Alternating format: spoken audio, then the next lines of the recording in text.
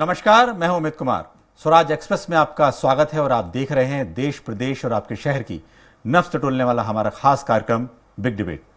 मध्य प्रदेश बीमारू राज्य की श्रेणी से करीब एक दशक पहले बाहर आ चुका है। विकास की दर भी तेजी से बढ़ रही है, लेकिन उतनी ही तेजी से सूबे का कर्जा भी बढ़ रहा है।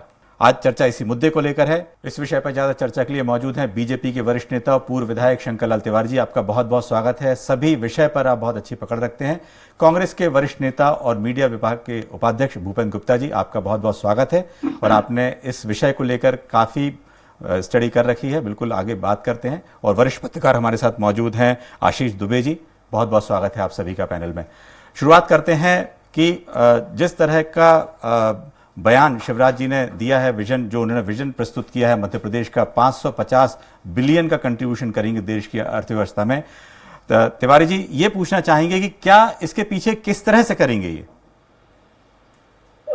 मैं सोच रहा हूँ कि जब उन्होंने कहा है तो वर्तमान में प्रदेश के मुख्यमंत्री कांग्रेस के नेता और प्रवक्ता जो बात कर रहे हैं वो सिर्फ आलोचना के लिए आलोचना हेतु कर रहे हैं, क्योंकि वो मान बैठे हैं कि विपक्ष में रह करके हम सिर्फ बयानबाजी और ट्वीट करके ही विरोध कर पाएंगे।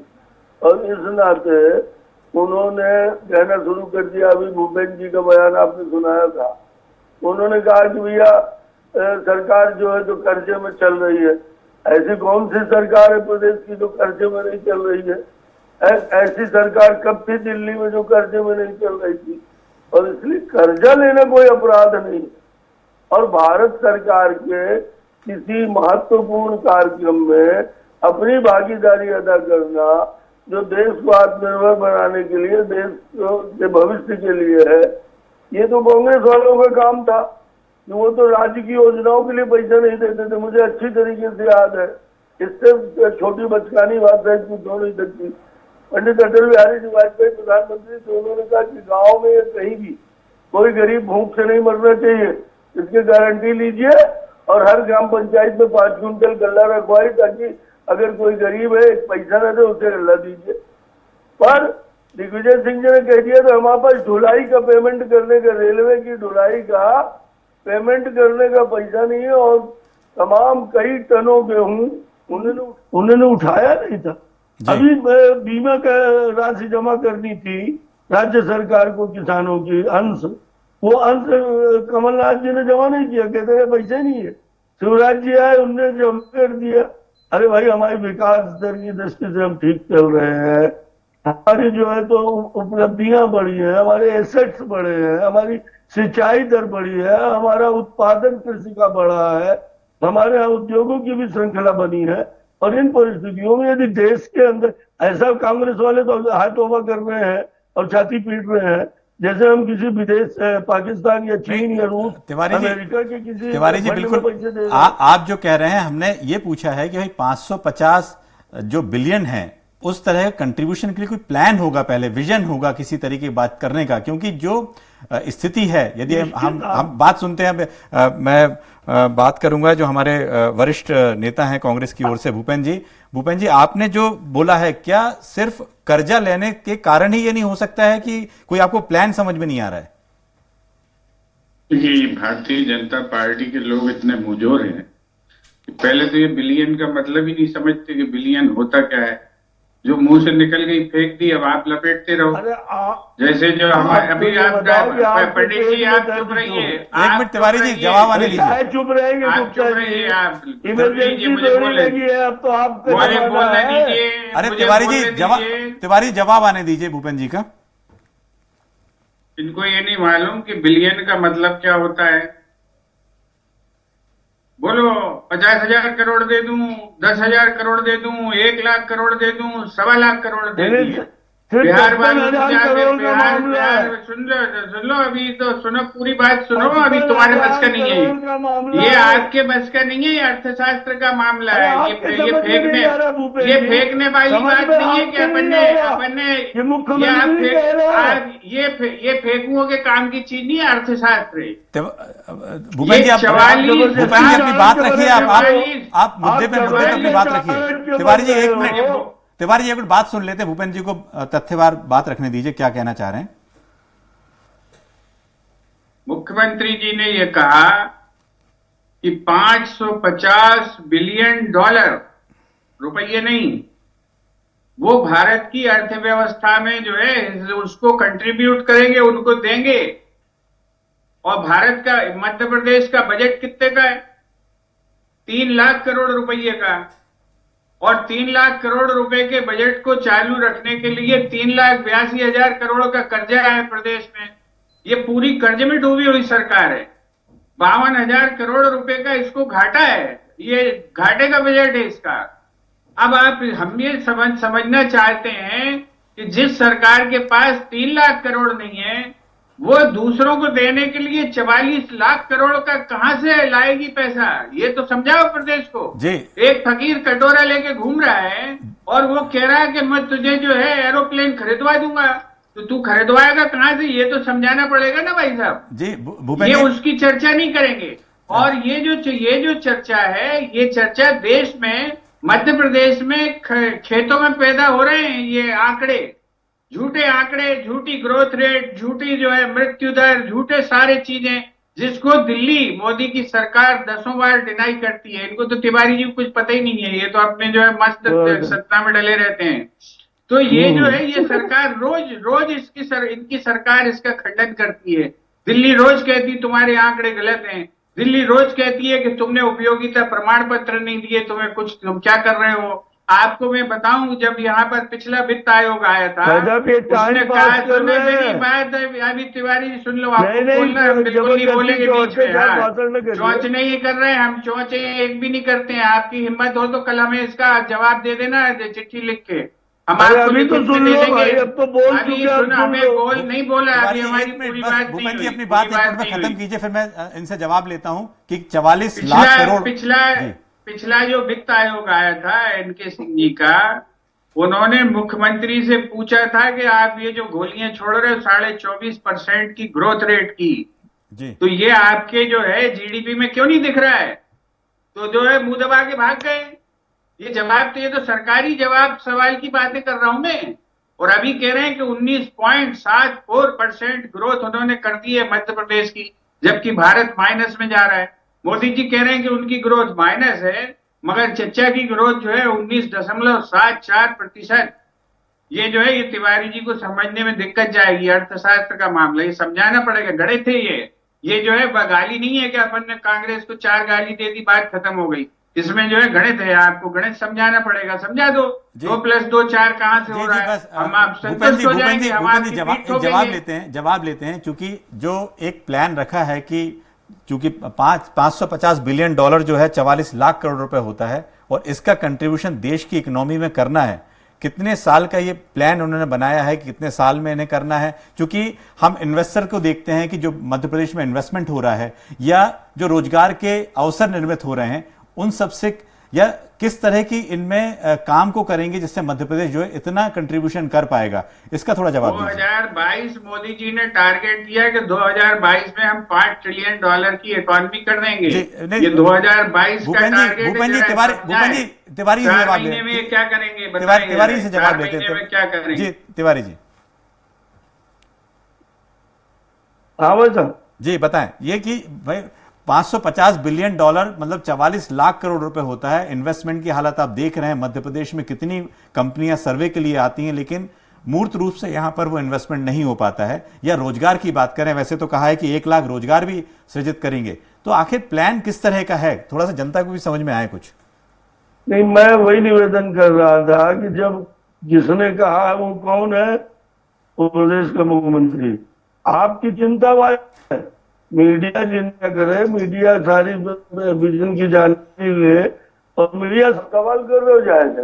और कांग्रेस के मित्र जिस गति से बोल रहे हैं, मैं वही आपका जवाब दे रहा था कि किसने कहा ये बात कि हम 55,000 बिलियन डॉलर देंगे,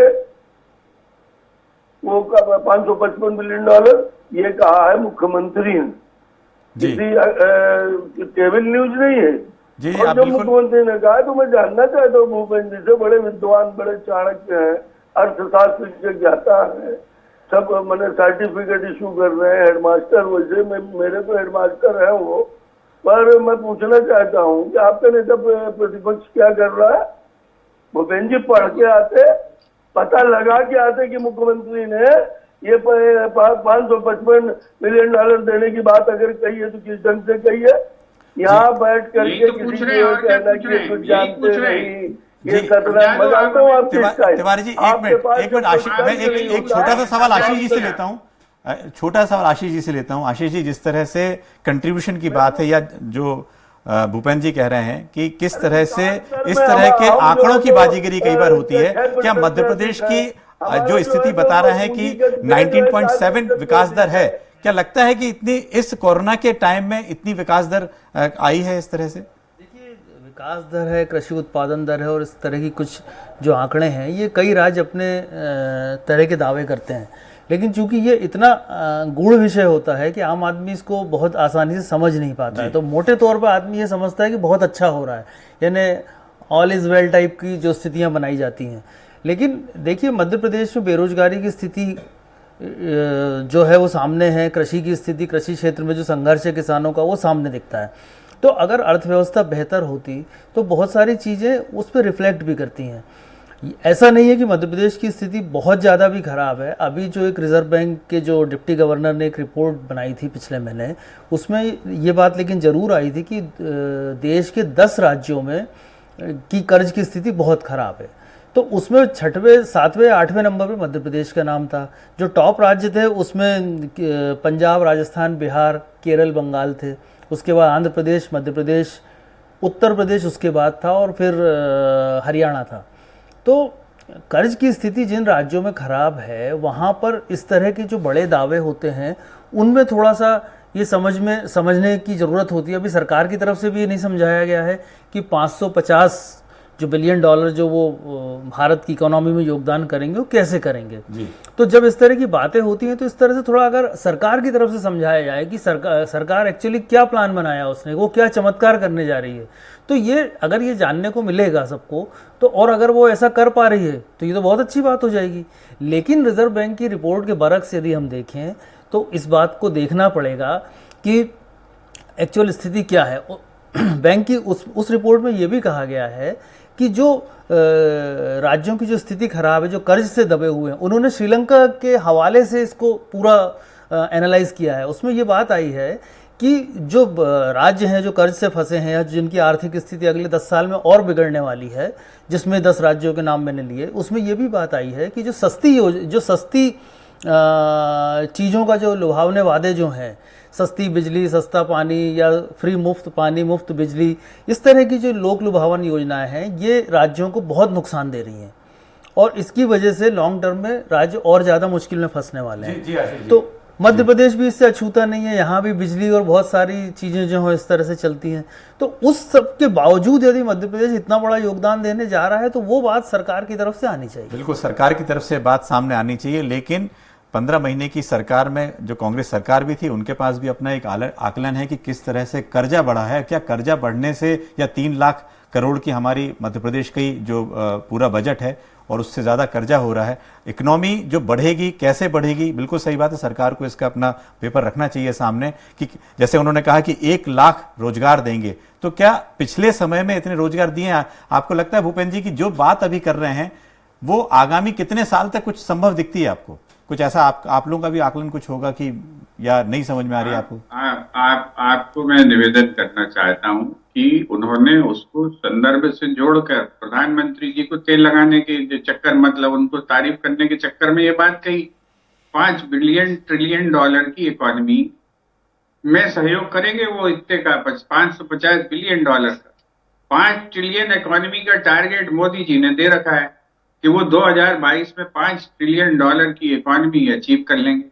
अब 5 ट्रिलियन डॉलर की इकोनॉमी वो तो अचीव कर लेंगे, उसमें भैया जो है अब 4-6 महीने बचे हैं। भाई साहब, हमारे जो प्रदेश है वो 550 बिलियन डॉलर कहाँ से ला के कंट्रीब्यूट करेगा? इतनी सी चीज हम लोग जानना चाहते हैं। हम तो तारीफ करेंगे, ये तो विश्व के सबसे बड़े लीडर हो जाएंगे शिवराज जी अगर ये करके दिखा देंगे, तो हम तो खुशी होगी कि मध्य प्रदेश ने एक ऐसा हीरा, नायाब हीरा पैदा किया जिसने जो है मध्य प्रदेश में 550 बिलियन डॉलर की इकोनॉमी खड़ी कर दी। आप कंट्रीब्यूशन तो हटा ही दो, कंट्रीब्यूशन भले आधा कर देना, मगर कम से कम इतनी बड़ी इकोनॉमी की साइज अगर आपने कर दी है। आपको मैं अभी बताऊंगा कि मध्य प्रदेश की जीडीपी की साइज क्या है। तो आपको हैरानी हो जाएगी कि मध्य प्रदेश की टोटल जीडीपी से 4 गुनी कंट्रीब्यूशन करने वाले हैं वो। जिस अफसर ने ये जो है चापलूसी के लिए फिगर बनाया है, ऐसे अफसर को ढूंढ के उसकी पूजा पाठ करना चाहिए कि हे महापुरुष तुम थे कहाँ, तुमने मध्य प्रदेश को इतना महान बना दिया। ये काम हमें करना पड़ेगा। क्या है, हम जो है केवल जनता को भ्रम में डालने के लिए अगर इस तरह के भ्रामक आंकड़ों का उत्सर्जन करेंगे तो ये उचित नहीं है। हमें कहीं ना कहीं यथार्थ के धरातल पर खड़ा होना पड़ेगा, रियलिटी के धरातल पर खड़ा होना पड़ेगा, और तब रियलिटी जब होगी तब हम आगे बढ़ेंगे। ये फेंका भागी कोई भी कर सकता है। क्या कमलनाथ जी नहीं बड़े बड़े दुमचल्ले फेंक सकते थे, लेकिन उन्होंने हमेशा कहा कि नहीं, जब हमारा काम जमीन पर आ जाएगा तो जनता खुद कहेगी कि आपने काम किया।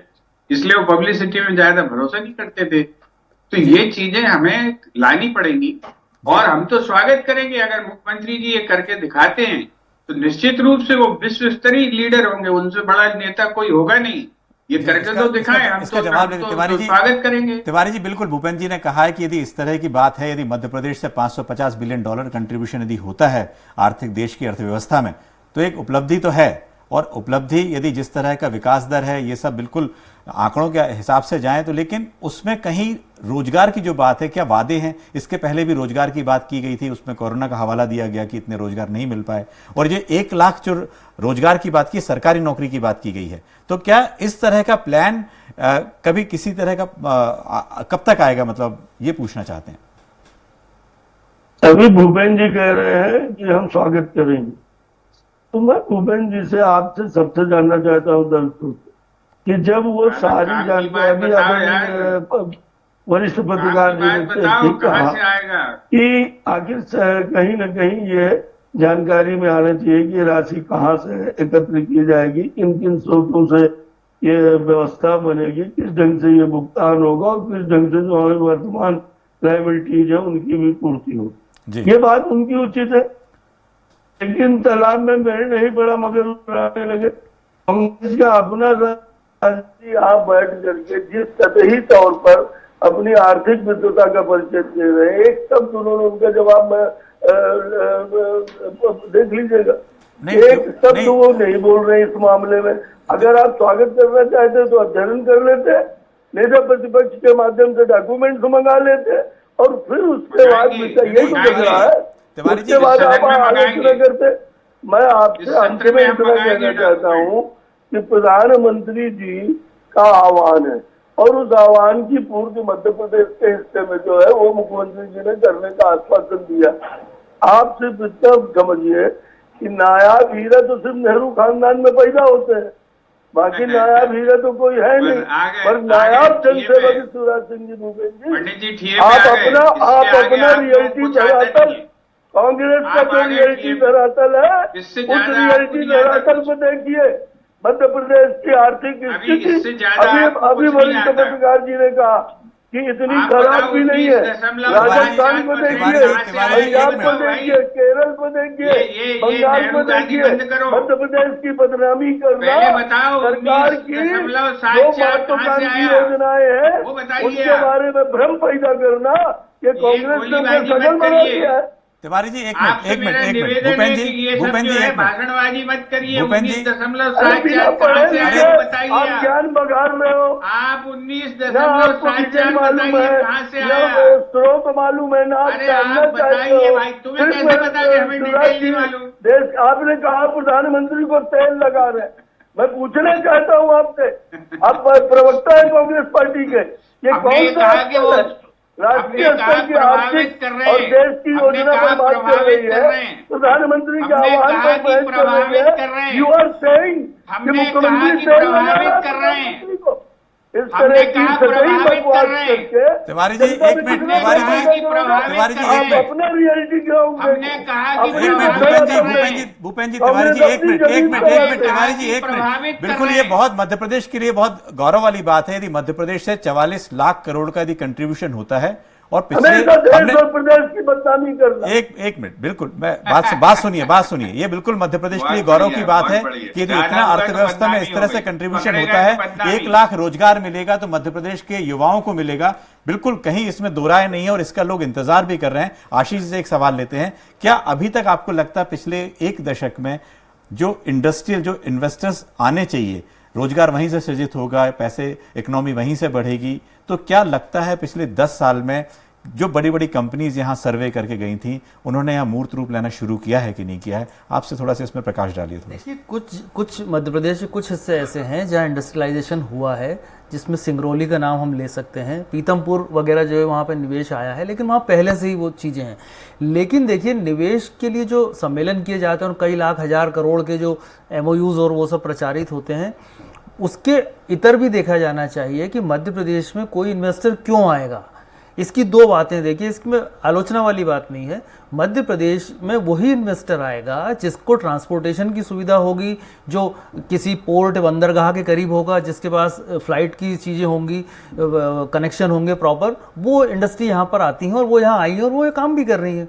बजाय बहुत सारा इंडस्ट्रियलाइजेशन करने के, मुझे ऐसा लगता है, मैंने बहुत सारी इन्वेस्टर समिट भी कवर करी हैं, इसलिए उसके लिए ज़रूरत ये हो सकती है कि जो मध्य प्रदेश का जो प्रोडक्ट है, जो मध्य प्रदेश के जो स्थानीय उत्पाद हैं, उनको किस तरह से बढ़ावा दिया जाए, उनकी मार्केटिंग, उनको कैसे चेन बनाई जाए, उससे ज़्यादा मध्य प्रदेश को भी फ़ायदा हो सकता है। और जो इंडस्ट्री यहाँ आ सकती हैं, जो वाइबल प्रोजेक्ट हैं, वो लोग वहाँ पे आ रहे हैं। इसके अलावा ये भी कई बड़े लोग छोड़ के चले गए हैं, उन्होंने अपने MOU कैंसिल किए हैं, ज़मीनें सरेंडर की हैं, तो ये बात भी है। तो इन सब के बीच में अर्थव्यवस्था का रास्ता बनाना ज़्यादा जरूरी है। और अभी भूपेंद्र गुप्ता जी ने भी कहा, GSDP की बात उन्होंने कही, तो मध्य प्रदेश में जो है एक मान्य सिद्धांत है बैंक का, रिजर्व बैंक का, अर्थशास्त्र का, कि जो किसी भी राज्य की जो GDP है, उससे 20% से ज़्यादा कर्ज नहीं होना चाहिए। लेकिन कई राज्य, पंजाब 55% पर है, और जो बाकी राज्यों की मैंने लिस्ट बताई उसमें मध्य प्रदेश वगैरह शामिल हैं, ये इसमें सामने आना चाहिए कि कितने % ज़्यादा कर्ज हो चुका है। 20 से ऊपर नहीं होना चाहिए। वो उनका एक बेसिक बात उठाई है। 30-40% समय के अभाव के कारण बस कुछ 1 मिनट भूपेंद्र जी, आपका जो इस पूरे मामले में लगता है कि $550 बिलियन मध्य प्रदेश के लिए गौरव की बात है, लेकिन उसका विजन, आपकी किसी तरह की मांग है कांग्रेस पार्टी की, एक पूरा विजन सरकार को रखना चाहिए? जी तिवारी जी, लगता है कि इस तरह की जो विजन है पूरा सरकार को रखना चाहिए? निश्चित रूप से विजन सरकार रखेगी भी, सामने सारी बातें आएंगी। अभी तो एक बात आई ना कि प्रधानमंत्री जी ने राज्यों को आह्वान किया कि हमको इतने $1 बिलियन की अर्थव्यवस्था बनानी है, और इसलिए राज्यों का इस ढंग से नीति आयोग के बजट के बाद उन्होंने बताया। उस पर अपने मुख्यमंत्री जी ने आश्वासन दिया, और उस संबंध में बिना राशि की व्यवस्था की है। ये सरकारों के बीच का लेन देन है, सरकारों के बीच की बात है। अपन अपने कार्यालय घर में बैठ करके कुछ भी बहस कर रहे हैं, कुछ भी सवाल जवाब कर रहे हैं, विजन रखना चाहिए। तिवारी जी, बिल्कुल आपकी बात बिल्कुल ठीक है। सरकार को इसका पूरा जो विजन है, इस विजन को सामने रखना चाहिए, और जनता को यह बताना चाहिए कि आखिर जिस तरह की बात मुख्यमंत्री शिवराज सिंह चौहान कर रहे हैं, वो कब तक इस तरह से अर्थव्यवस्था में कंट्रीब्यूशन करेंगे, और जनता को जो रोजगार देने का वादा किया उतना रोजगार मिलेगा। और बिल्कुल यहाँ के युवाओं को यदि रोजगार मिलता है तो मध्य प्रदेश की स्थिति देश में और सभी जगह इसकी बिल्कुल डंका भी बजेगा। आज के कार्यक्रम में शिरकत करने के लिए आपका बहुत बहुत शुक्रिया मेहमानों का, और कल फिर नए मुद्दे के साथ हाजिर होंगे। नमस्कार।